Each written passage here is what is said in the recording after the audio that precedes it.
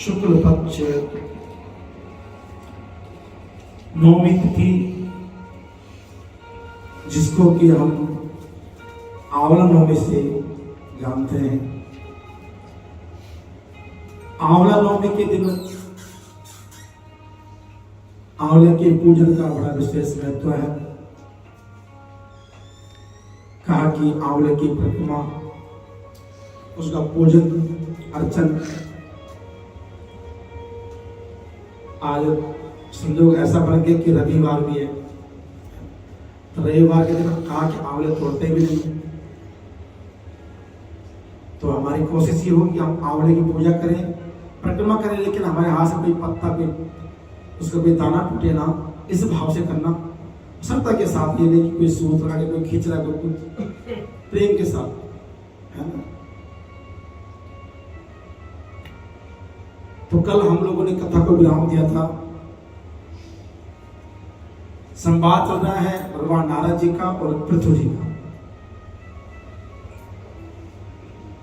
गणों का संवाद और धर्मदत्त ब्राह्मण का संवाद कल हमने यहां पर संपूर्ण किया था कि किस प्रकार कलह का उद्धार हुआ। आज पृथ्वी जी कहते हैं, ब्राह्मण नारद जी, आपने पीछे कथा में एक प्रश्न किया था कि जब कलह कृष्णा और बेणी नदी के तट पे आए थे, सुना था आपने? कृष्णा और बेणी नदी के तट पे आई, तो वहां से उसको भगा दिया गया। तो प्रभु ये बताइए कि उस नदी का इतना प्रभाव है या उस क्षेत्र का प्रभाव है? क्योंकि क्षेत्र क्षेत्र की बात होती है। भूमि का बड़ा फल है, ये ध्यान जीवन है। जब हम कोई घर भी बनाते हैं ना, तो सबसे पहले क्या करते हैं, आजकल तो लोग ध्यान नहीं देते हैं, लेकिन हमारे प्राचीन कल्चर में ये भी था पहले कि जो प्लाट हमें लेना है, तो सबसे पहले उस प्लाट की पहले ही पूरी जांच होती है, फिर उसकी मिट्टी निकालते हैं और उस मिट्टी को किसी विद्युत ब्राह्मण को या गुरु महाराज ने किसी अपने विशेष पूजनी को दिखाते हुए, देखो जरा ये भूमि कैसे रहेगी हमारे लिए। अब ये चीज खत्म हो चुकी है। जो लोग बनाते हैं, दे देते हैं, कैसा बना, क्या बना, हमें नहीं पता। और आज आपको एक चीज छोटी सी बता दूं, आज तो मैं कहीं नहीं जाना भूमि की परख करने के लिए, लेकिन आपके लिए भूमि के कौन सी सही रहेगी, कौन सी नहीं रहेगी, उसके लिए आपको पता होना चाहिए। आपने कोई प्लाट लिया, कोई भूमि ली, और उस भूमि में जाकर के थोड़ा सा एक गड्ढा खोद दीजिए हल्का सा, और वहां पर कम से कम 1-2 बाल्टी पानी डाल दीजिए उस गड्ढे में। सबसे सरल उपाय है। और अगले दिन जाइए, अगर पानी भूमि पूरा पी गई और जमीन दरार आने शुरू हो गई, तो समझना वो भूमि ज्यादा आपको फलीभूत नहीं होगी। देखो, मैं अपने टिप्स बता रहा हूं आपको, ठीक है ना। वो भूमि फलीभूत नहीं होती ज्यादा, लेकिन जहां आपने जल पाया भूमि में, और अगर आपको अगले दिन उसमें पानी ठहरा हुआ है, और अगर पानी नहीं ठहरा हुआ, मिट्टी गिल्ली है लेकिन दरार नहीं आई, समझना वो भूमि आपके लिए फलीभूत होगी। ये प्रत्यक्ष प्रमाण है भूमि का, चाहे कितनी बड़ी बंजर भूमि क्यों ना हो, उस भूमि की पानी पीने के लिए एक कैपेसिटी होती है। जो भूमि खुद सूखी है, खुद भूखी है, हमें क्या दे सकती होता है? तो वही यहां पर आज राजा पृथ्वी कहते महाराज कि भूमि का प्रभाव था या नदी का प्रभाव था? तब नारद जी कहते हैं, राजा सुनो कि कृष्णा कृष्ण तनो साक्षात वैण्याम देवो महेश्वरा तत्संगम प्रभावातो नालम वस्तुम चतुर्मुखा। नारद जी कहते हैं, प्रभु जो कृष्णा है ना, वो साक्षात भगवान नारायणी है। और जो वेणु नदी है वो साक्षात भगवान भोलेनाथ है, महादेव है वो। और दोनों के संगम के प्रभाव को चतुर्मुख ब्रह्मा जी भी उनकी महिमा कहने में असमर्थ है, वो भी उनकी महिमा नहीं कह सकते हैं। कहा कि ये नदी क्यों बने, तो ब्रह्मा जी कहते सुनो, उसका जवाब देता हूं आपको कि देवता लोग नदी क्यों बन गए, क्या जरूरत पड़ गई नदी बनने की। तो कहते हैं सुनिए कि तथापि सत्यपुत्तिं च कीर्त्यस्यामितां शृणु चाक्षुषे मंतरे पूर्वं मनुर्देवा पितामह। पितामह ब्रह्मा कहते हैं राजन कि चाक्षुष मनवंतर में एक बार पितामह ब्रह्मा रम्य शिखर पर पहुंचे और यज्ञ करने का निर्णय लिया। और ये यज्ञ जो था ये विश्व कल्याण के लिए था, लेकिन वहां पर सभी देवता पहुंचे, भगवान विष्णु पहुंचे, भगवान रुद्र पहुंचे, इंद्र इत्यादि देवता पहुंचे हैं। लेकिन जो ब्रह्मा जी की पत्नी है कौन है, कौन है, देखो बड़ा कंफ्यूजन है, कोई गायत्री कहता है, कोई सावित्री कहता है, कोई सरस्वती कहता है। लेकिन आज ध्यान सुनना, जिन्हें कथा में आते थोड़ा सा ध्यान रहा करो।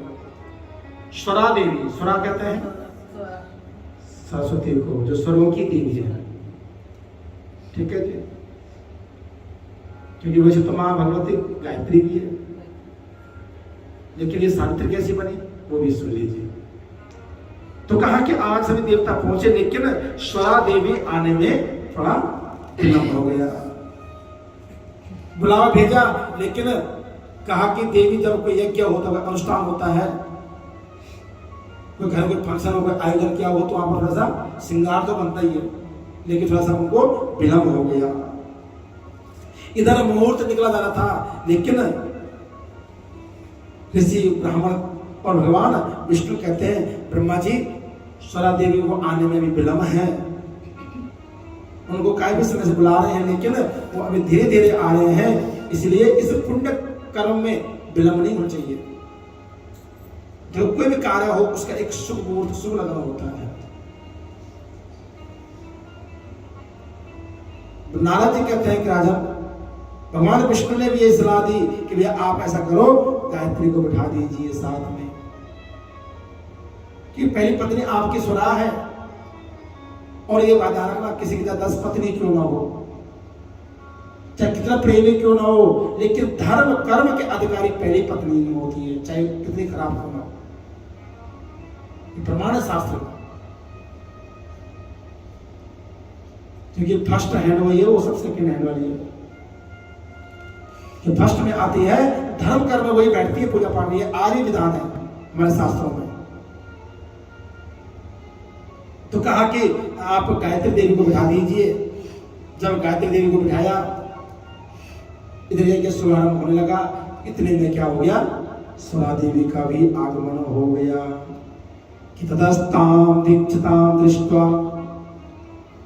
गायत्रीं ब्रह्मणा सह सा पत्नी स्प्रिया क्रोधास स्वरा वचनामब्रवीत्। जैसे स्वरा देवी ने देखा कि मेरे स्थान पे ब्रह्मा जी के दाहिनी तरफ गायत्री बैठी, तुरंत स्वरा देवी ने श्राप दे दिया कि अपूज्या यत्र पूजन्ते पूज्यानां व्यतिक्रमः त्रीणि तत्र भविष्यन्ति दुर्भिक्षी मरणं भयाः। स्वरा देवी कहते कि हे देवताओं, जिसकी पूजा होनी चाहिए उसकी पूजा नहीं होती है, और जिसकी पूजा नहीं होनी चाहिए उसकी पूजा हो रही है।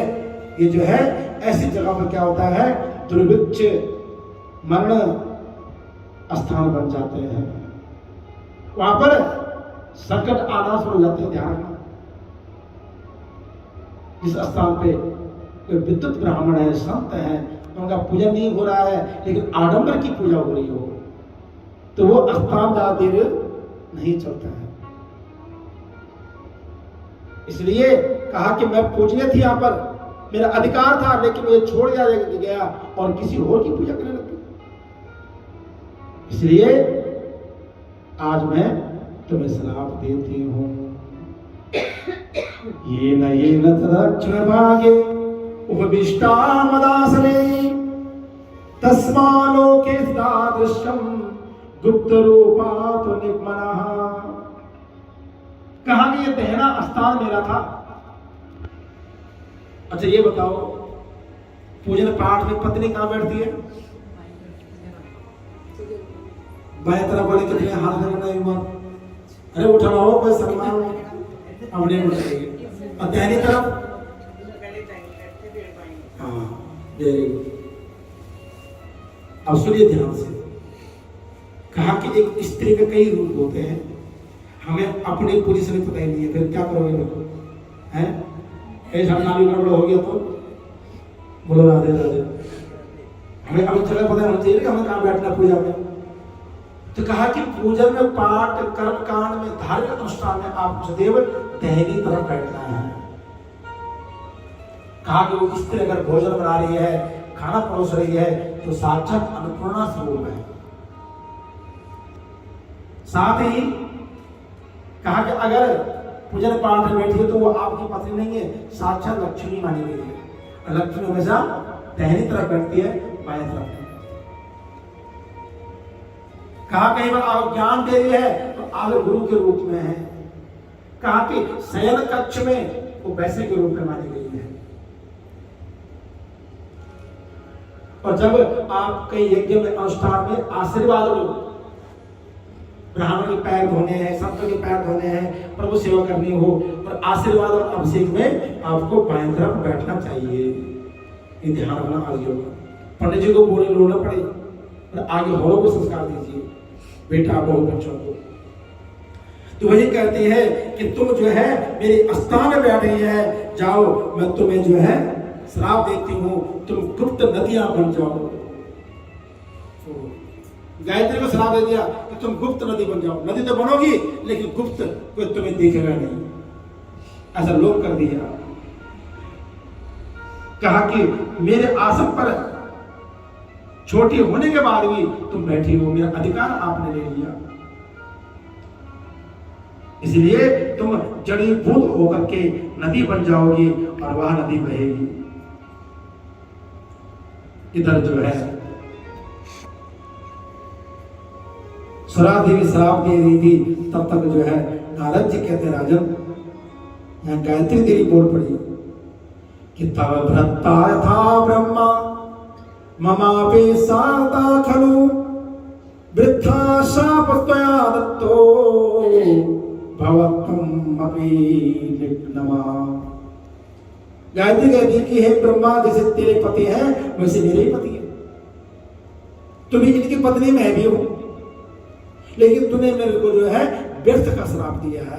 तुम विलंब हो गई थी, लेट हो गई थी, इसलिए लगन बीत रहा था, तो देवताओं के आग्रह से, पुरोहित के आग्रह से मैं यहां बैठी हूं। मैं ऐसे नहीं आई, अपनी इच्छा से नहीं बैठी मैं, लेकिन तुमने बिना विचारे क्या किया, श्राप दे दिया। जाओ मैं तुम्हें भी श्राप देती हूं, तुम भी क्या है नदी बन जाओ। लो जैसे को कहा कि अगर आसमान की ओर थूकोगे ना तो वो थूक हमारे ऊपर गिरेगा, ऊपर कीचड़ उठा लोगे तो हमारे ऊपर गिरेगा।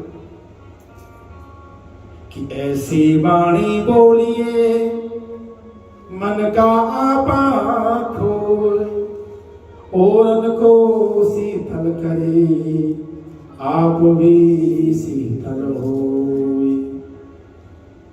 इधर दोनों में जो है शराबबाजी चलने लग गई, एक दूसरे को शराब देने लग गए, झगड़ा होने लगा, कलेश होने लग गया। तो देवताओं ने हाथ जोड़ लिया स्वरा देवी से, प्रार्थना की कि परिणम्या दंडवता भूमो स्वरा तत्र विधियज्ञपनः। हे स्वरा देवी माफ कर दीजिए, अरे ये गलती इनकी नहीं, गलती हम लोगों की है, हम सब देवताओं ने आग्रह किया था। कि देवी सर्वयं सुप्ता ब्रह्मयायत्वयाधुना यदि सर्वे जड़ भूता भविष्यामो निम्मनः। कहा देवी तुमने जो है गायत्री को श्राप दे दिया, लेकिन सभी देवताओं को तुमने श्राप दिया है। देवताओं कह दिया कि तुम भी क्या नदी बन जाओ। बोले साचे दरबार की नारायण भगवान की जय।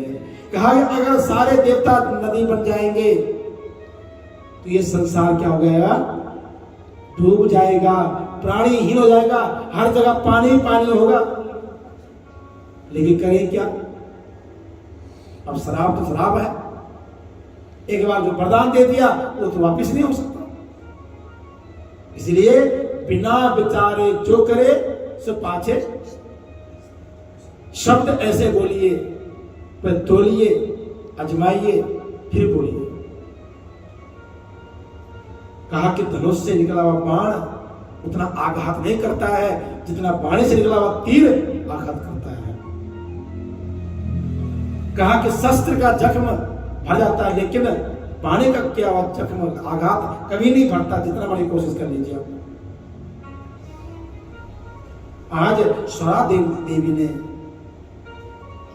सभी को श्राप दिया है कि तुम भी जो है नदी बन जाओ। देवताओं ने प्रार्थना की, हे देवी क्षमा कीजिए। स्वरा देवी कहते नहीं, अब तो मैं श्राप दे चुकी हूं, लेकिन सुनो, ये जो श्राप में लगा है ना, ये भी मेरी गलती नहीं है। क्यों मां, क्या ऐसा हो गया था? स्वरा कहती सुनो कि नार्चितो ही गणाध्यक्षो यज्ञादो यत्सुरोतमः तस्माद विघ्नं समुत्पन्नं मत क्रोध मध्यम खलो। कहा कि मेरा क्रोध ऐसा नहीं हुआ, तुमने ये तो शुभारंभ कर लिया, लेकिन गणेश जी का पूजन करना ही भूल गए। बोले गणपति महाराज की जय। ये शुभारंभ में गणेश जी का पूजन होता है, उनका आह्वान होता है, तो स्वरा देवी के ध्यान में जो है गणेश जी का ध्यान करना ही भूल गए। होता ना कई बार, अगर हम पूजा बैठे हुए हैं, किसी के बंदे का इंतजार कर रहे हैं, किसी बंदे का नाम ले रहे हो, तब तक कुछ और काम भूल गए। यहां पर ऐसे ही हुआ, इसलिए कहते मेरे कोई दोष नहीं है, और यहां मेरा वचन अब झूठा भी नहीं हो सकता। इसलिए आपके यज्ञ में ये विघ्न आया है। ध्यान रखना, कोई मंगल यात्रा हो, कोई घर पूजा पाठ हो, गणेश जी का आह्वान जरूर होना चाहिए। तो कुछ नहीं, ओम गं गणपतये नमः, ओम गं गणपतये नमः, ओम गं गणपतये नमः। इस मंत्र का जो है 12 बार जप करके निकल पड़ो घर से, आपकी यात्रा सुंदर हो जाएगी। तो आज भगवती कहती है कि देवताओं, हम दोनों सोते हैं, आज से क्या होगी, पश्चिम वाहिनी होगी। हम जो दोनों बहेगी तो पश्चिम की ओर बहेगी, और जो देवता लोग नदी बन के बहेंगे वो पूरब की ओर बहेंगे। नारद जी के राजन स्वरा देवी के वचन सुनकर के ब्रह्मा विष्णु महेश सभी जड़भूत हो गए। सभी अपने अपने अंशों में नदी बनकर के बहने लगे, और उसी दिन से भगवान विष्णु क्या बने, कृष्णा नदी बने, और भगवान शंकर वेणु नदी बने। ब्रह्मा जी कपूतमणि नदी बने, और ये सब अलग अलग बहने लग गए। देवताओं के अंश से उत्पन्न नदियां पूर्व वाहिनी हुई, और जो देवियों के अंश से उत्पन्न हुई नदियां वो पश्चिम वाहिनी हुई। यहां पर एक गायत्री और एक स्वरा, इसको आगे जाकर के जो है सावित्री नाम पड़ा, और यही सावित्री नदी का नाम भी आता है किसमें, गंगा जी के ध्यानों में। गंगा के सरनाम है क्या रहा, गंगा सिंधु सरस्वती च यमुना गोदावरी नर्मदा कावेरी सरयू महेंद्र तनया चर्मणवती वेदिका क्षिप्रा वेत्रवती महासुरवती ख्यातादया गंडकी पुण्य पुण्य जलित समसता कुर्वन्त नो मंगलम। जितने भी नाम है माँ भगवती के, गंगा, यमुना, हरती, अलंदा, भागीरथी, सरयू, क्षिप्रा, गायत्री, सावित्री, स्वरा, ये सब नदियां क्या है? मंगल करने वाली है। आज भी देखो जो लोग बद्रीनाथ में गए होंगे तो वहां पर मां भगवती, स्वरा देवी, सरस्वती नदी का जो है उद्गम स्थान है, लेकिन वहां पर लुप्त हो गई है क्योंकि हमारे कर्म कहीं ना कहीं घूम फिर के, भले साबित गायत्री मां ने श्राप नहीं दिया तुम्हें स्वरा देवी को कि तुम लुप्त हो जाना, लेकिन जल बनने का श्राप दिया था, नदी बनने का श्राप दिया, लेकिन वहां पर वेदव्यास जी ने श्राप दे दिया क्योंकि बहुत कलकल करती थी, बहुत आवाज करती थी और विघ्न बाधाएं होते हैं। इसलिए वेदव्यास ने कहा, हे देवी तुम यहां से लुप्त हो जाओ, तुम्हारे आवाज से मेरी साधना में विलंब आता है, विघ्न आते हैं। और वहां नदी आज भी वहां से व्यास गुफा से थोड़ा आगे दिखती है और उसके बाद सीधा जमीन के अंदर गया, भीमपुर के सामने से दिखती नदी। अब तो बड़ा सुंदर मंदिर बन गया महा सरस्वती का, पंच पांडवों की बड़ी सुंदर वहां मूर्ति लगी है, अच्छा बन गया, वहां पर देखने लायक बन गया क्योंकि स्वर्ग रोहिणी का रास्ता वहीं से निकलता है। इसलिए आज कहा कि नारद जी के राजन ब्रह्मा ने वहां यज्ञ के निमित्त विष्णु और शिव दोनों का स्थापना की है और वो दोनों महाबल और अति बल नाम की प्रसिद्ध देवता हुए, महाबल और अति बल। कृष्ण और वीणा नदी के उपाख्यान में कहा कि जो भक्त श्रवण करते हैं, सुनते हैं, कहा कि समस्त नदियों का स्नान का फल मिलता है उसको जो इस कथा को सुनता है। इसलिए ठाकुर की बड़ी अपार कृपा कि हम सभी को मां भगवती के उद्गम की कथा श्रवण करने का मौका मिला कि देवता लोग नदी क्यों बने। आज भी देखो तो पहाड़ों में अलग अलग झरने बहते हैं, उनके नाम है, ऐसा नहीं है। हम लोग खाली फोटो तक सीमित है, फोटो ले ली, बड़ा सुंदर झरना था जी, है क्या बोलते हैं इंग्लिश में, क्या बोलते हैं, हाँ। लेकिन हमारे पहाड़ों में आज भी अलग अलग झरनों के नाम है, उनकी प्राचीन कथा है, झरना कैसे बहता है, क्यों बहता है, और कहेंगे कि जो है उनमें मेन देवताओं का हाथ है। और हमारे उत्तराखंड में इतनी नदियां हैं ना पूछो, बाल गंगा, धर्म गंगा, भागीरथी, गंगा मैया, यमुना मैया, गंगोत्री से गंगा जी, यमुनोत्री से यमुना जी, हमारे घर के जो पास बहती है बाल गंगा, धर्म गंगा दोनों बहती है। बुढ़केदार में, बुढ़केदार जहाँ मंदिर है वहां संगम होगा दोनों का। फिर आगे आकर के वो भागीरथी मिलती है टीरी में, तो बड़ा सुंदर। अब गंगा जी आती है बद्रीनाथ जी से, कई नदियां हैं, इसलिए कभी भी जाओ पहाड़ों में उन नदियों में जो है कभी भी कीड़ा ना करें, उनका दर्शन करें, उनका आनंद लें, उसमें स्नान करें, लेकिन भाव के साथ। लोग जाते हैं पहाड़ों में जून की छुट्टी, चलो साहब उत्तराखंड पहाड़ों में जाते हैं, लेकिन वहां पर अब इतनी बाढ़ तबाही क्यों आ रही है, तभी तो आ रही है। हमारे पिताजी कहते थे कि बहुत पहले जो है कभी सालों में, कभी 100 सालों में कभी एक बार बाढ़ आई होगी, नहीं तो इतना उत्तराखंड में तोड़ फोड़ नहीं, लेकिन अब हर साल कुछ आपदा आती रहती है। कुछ तो अब रोड बनने की वजह से हो गई, पहले रोड बनती थी तो जो हमारे काम वाले भाई लोग होते थे उनके द्वारा बनते थे, खुदाई कर करके सबल से, गैंती से, घाण से तोड़ फोड़, लेकिन अब लगता है ड्रिल मशीन, तो जब वो वाइब्रेशन करती है ना तो 1-1 किलोमीटर तक जो है पूरी भूमि को ला देती है। थोड़ा बारिश पड़ती है और फिर जो है वो जगह जगह रोड टूट जाती है। और अब तो भाई साहब कृपा ऐसी हो रही है, उत्तराखंड में ट्रेन जाने वाली है, 2025 में मुहूर्त भी है सर, लगभग सर ट्रेनें पटरियां बिछ चुकी है, सर अंडरग्राउंड है। जितनी सुरंग खुलेगी तो खतरा तो बनेगा बनेगा। है ना। तो जब तक 7-2 साल ट्रेन न चले तब तक ध्यान से जाना, उत्तराखंड ट्रेन में यात्रा में। बोलवा के बिहारी लाल की जय। ये भारतवर्ष की तरक्की हो रही है। तो अंग्रेज लोग ले गए थे ट्रेन को उत्तराखंड पहाड़ों में, हिमाचल में, अब ठाकुर की कृपा से मोदी सरकार दे रहे हैं, है ना। मोदी जी को बड़ा प्यार नाम दिया मोदी। बोलो भाग्य बिहारी लाल की। तो ये भी कुछ ठाकुर की कृपा है, कुछ अच्छा हो रहा भारतवर्ष में, स्ट्रॉन्ग बन रहा देश हमारा। मैंने ऐसे थोड़ा काम की अवस्था थोड़ा बिगड़ी हुई समय, बिजनेस मैन खास करके, तो कोई नहीं, चलता रहता है जीवन में, उथल पुथल होता रहता है।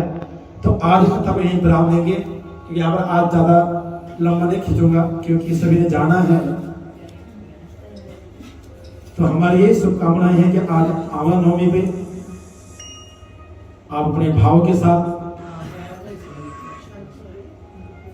परिवार के साथ, बच्चों के साथ इस यात्रा को कीजिए, और ये यात्रा सबके लिए सफल हो, मंगलमय हो। और जो जो सामग्री आपको बताइए वो सामग्री आप लेके चले, अपने दिव्य, अपने 2 सूट कपड़े एक पहन करके, और एक दीवे कितने लेके जाने? 11 देव बहुत है, 10 11 है ना। सभी एक ला लो, एक पाके जाओ, एक वापस आओगे पाके।